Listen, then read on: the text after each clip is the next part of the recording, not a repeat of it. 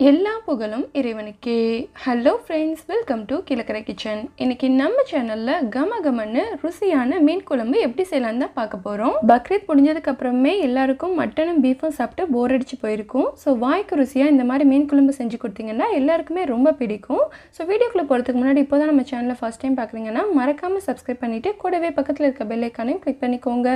இப்போ வாங்க வீடியோக்குள்ளே போகலாம். இந்த ரெசிபி செய்கிறதுக்கு நான் அலமுரல் மீன் எடுத்திருக்கேன். இது டோட்டலாக 1 kg. இதிலேருந்து 1/2 கிலோ மட்டும் எடுத்து உங்களுக்கு செஞ்சு காமிக்கிறேன். ஃபஸ்ட்டு இதை க்ளீன் பண்ணி எடுத்துக்கலாம். நம்ம குழம்பு செய்கிறதுக்கு முன்னாடி ஒரு சின்ன லெமன் சைஸ் அளவு புளியை ஊற வச்சுக்கிடலாம். புளியை கரைக்கிறதுக்கு நீங்கள் வார்ம் வாட்டர் யூஸ் பண்ணிங்கன்னா இது சீக்கிரமே ஊறிடும், நல்ல ஜூஸியாகவும் கிடைக்கும். இப்போது தண்ணி சேர்த்துட்டு இதை கொஞ்சம் நேரம் ஊற வச்சிடலாம். அடுத்து நம்ம குழம்பு செய்ய ஆரம்பிச்சிடலாம். இது செய்கிறதுக்கு ஒரு பாத்திரத்தில் 1 டேபிள் ஸ்பூன் நல்லெண்ணெய் சேர்த்துக்கலாம். எண்ணெய் சூடானதும் இதில் நறுக்கி வச்சுருக்கிற 50 கிராம் சின்ன வெங்காயத்தை ஆட் பண்ணிக்கிறேன். ஸோ இந்த வெங்காயம் கொஞ்சம் பெரிய சைஸ் சின்ன வெங்காயம். ஸோ அதனால் உங்களுக்கு பார்க்குறதுக்கு பெரிய வெங்காயம் மாதிரி தெரியும், ஆனால் இது சின்ன வெங்காயம் தான். நீங்கள் சின்ன வெங்காயம் சேர்த்து செய்யும்போது இந்த குழம்பு அவ்வளோ ருசியாக இருக்கும். இப்போ இதை நல்லா வதக்கி விட்டுக்கோங்க.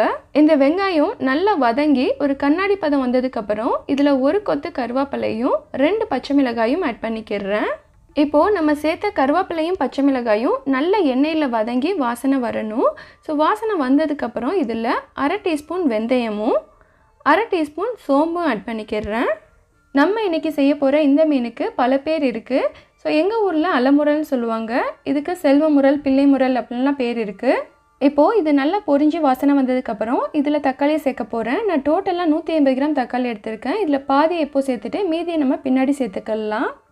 இப்போது நம்ம சேர்த்த தக்காளி நல்லா குழையிற வரைக்கும் வதக்கி விட்டுக்கலாம். இப்போ வர தக்காளிலாம் கொஞ்சம் ஹார்டாக இருக்குது, ஸோ வேகிறதுக்கு டைம் எடுக்குது.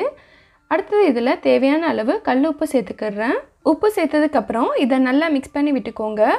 இப்போது இதில் நம்ம ஆல்ரெடி கரைச்சி எடுத்து வச்சுருக்கிற லெமன் சைஸ் புளியை ஆட் பண்ணிக்கிடலாம். சில புளி ரொம்ப புளிப்பாக இருக்கும், ஸோ அதனால் ஃபஸ்ட்டே மொத்தமாக சேர்த்துறாதீங்க.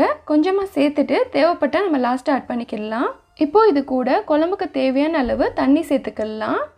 அடுத்து இது கூட நம்ம வீட்டிலேயே அரைச்ச குழம்பு மிளகாய் தூளில் 3 டேபிள் ஸ்பூன் அளவு சேர்த்துக்கிறேன். இந்த ஹோம்மேட் குழம்பு மிளகாய் தூள் எப்படி செய்யணும்னு சொல்லிட்டு நான் ஆல்ரெடி வீடியோ அப்லோட் பண்ணியிருக்கேன். அதோட லிங்க்கை டிஸ்கிரிப்ஷனில் கொடுக்குறேன், செக் பண்ணி பார்த்துக்கோங்க. இந்த குழம்பு மிளகாய் தூளை நீங்கள் எல்லா விதமான குழம்பு ரெசிபீஸ்க்கும் யூஸ் பண்ணிக்கிடலாம். ஆனும் ரொம்ப திக்காக இருக்கிற மாதிரி இருக்குது, ஸோ அதனால் இதில் கொஞ்சமாக தண்ணி சேர்த்துக்கிறேன். நம்ம இதில் மீனை சேர்த்துட்டு கொதிக்க வைக்கும்போது அது இன்னும் கொஞ்சம் தண்ணியாகும், ஸோ அதனால் அளவோடு பார்த்து சேர்த்துக்கோங்க. இப்போ இதில் நம்ம கட் பண்ணி க்ளீன் பண்ணி எடுத்து வச்சுருக்கிற மீன் துண்டுகளை சேர்த்துக்கலாம். நான் இங்கே மீன் துண்டுகள் மட்டும்தான் சேர்த்து குக் பண்ண போகிறேன். தலை எதுவும் சேர்க்கலை, தலையை பொரிக்கிறதுக்கு எடுத்துட்டேன். மீன் துண்டுகள் எல்லாத்தையுமே சேர்த்ததுக்கப்புறம் இதில் மீதி இருக்கக்கூடிய தக்காளியை சேர்த்துக்கிறேன். ஸோ தக்காளியை இந்த ஸ்டேஜில் சேர்க்கும்போது இது முழுசாக இருக்கும், ஃபைனலாக சாப்பிட்றதுக்கு ரொம்ப நல்லா இருக்கும். இந்த ஸ்டேஜில் உப்பு புளிப்புலாம் சரியாக இருக்கான்னு பார்த்துட்டு நம்ம மூடியை வச்சு க்ளோஸ் பண்ணி வச்சிடலாம். சில பேர் குழம்பு அதிகமாக வைப்பாங்க, ஸோ அந்த மாதிரி உள்ளவங்க நீங்கள் இன்க்ரீடியன்ஸோட அளவை கூட்டிக்கோங்க. நம்ம மீனுக்கு தக்கன ஆணம் வச்சாதான் குழம்பு ரொம்ப டேஸ்ட்டாக இருக்கும். இப்போது மூடியை ஓப்பன் பண்ணிட்டேன். இது கொதிக்கும் போதே தெருவே மணக்கும். இதோட குழம்பு ஊற்றியே நம்ம அவ்வளோ சோறு சாப்பிடலாம். கடைசியாக இதில் ஒரு 1/4 கப் அளவு தேங்காயை அரைச்சி பால் எடுத்து வச்சுருக்கேன், அதை சேர்த்துக்கிறேன். தேங்காய் பால் சேர்த்ததுக்கப்புறம் ரொம்ப கரண்டியை வச்சு மிக்ஸ் பண்ணக்கூடாது. லைட்டாக அந்த பால் திரண்டாத அளவுக்கு நம்ம ஸ்பூனை வச்சு லைட்டாக மிக்ஸ் பண்ணால் போதும். பக்ரீத் வந்ததுக்கப்புறம் எல்லாருக்குமே மட்டன் கறின்னு சாப்பிட்டு போர் அடிச்சு போயிருக்கும். ஸோ இந்த மாதிரி நீங்கள் மீன் குழம்பு செஞ்சு சாப்பிட்டீங்கன்னா வாய்க்கு அவ்வளோ ருசியாக இருக்கும். இதை லோ ஃப்ளேமில் வச்சுக்கோங்க. அடுத்து இதில் தாளித்து கொட்டிக்கிடலாம். இதுக்கு ஒரு தாளிப்பு பேன் எடுத்திருக்கேன். இதில் 1 டேபிள் ஸ்பூன் நல்லெண்ணெய் சேர்த்துக்கிறேன். எண்ணெய் நல்லா சூடானதும் இதில் கட் பண்ணி வச்சுருக்கிற 4-5 சின்ன வெங்காயத்தை ஆட் பண்ணிக்கிறேன். நம்ம சேர்த்த வெங்காயம் பொரிஞ்சு பொன்னிறமானதுக்கப்புறம் இதில் 1 கொத்து கருவேப்பிலையை சேர்த்துக்கிறேன். கருவேப்பிலையும் எண்ணெயில் பொரிஞ்சு வாசனை வரணும். இப்போது நல்ல மணம் வருது. இதை இறக்கிட்டு நம்ம ஸ்டவ்வை ஆஃப் பண்ணிடலாம். இந்த தாளிப்பை நம்ம குழம்புல ஆட் பண்ணிக்கிடலாம். ஸ்டவ்வை ஆஃப் பண்ண உடனே லைட்டாக 1 பிஞ்ச் மிளகாய்த்தூள் இந்த தாளிப்பில் சேர்த்திங்கன்னா குழம்பு பார்க்குறதுக்கு நல்லா கலர்ஃபுல்லாக இருக்கும். இப்போது இதை லைட்டாக மிக்ஸ் பண்ணி விட்டுட்டு ஸ்டவ்வை ஆஃப் பண்ணிடலாம். இதை மூடியை வச்சு க்ளோஸ் பண்ணிவிட்டு ஒரு 10 நிமிஷம் கழித்து ஓப்பன் பண்ணி பார்த்தீங்கன்னா மீன் குழம்பு தயார். இந்த மீனை சாப்பிட்றவங்களுக்கு தான் அதோட டேஸ்ட்டே தெரியும். ஸோ சூடான சாத்தில் இந்த குழம்பை ஊற்றி குழப்பி அடிச்சேன்டா, ஆஹா!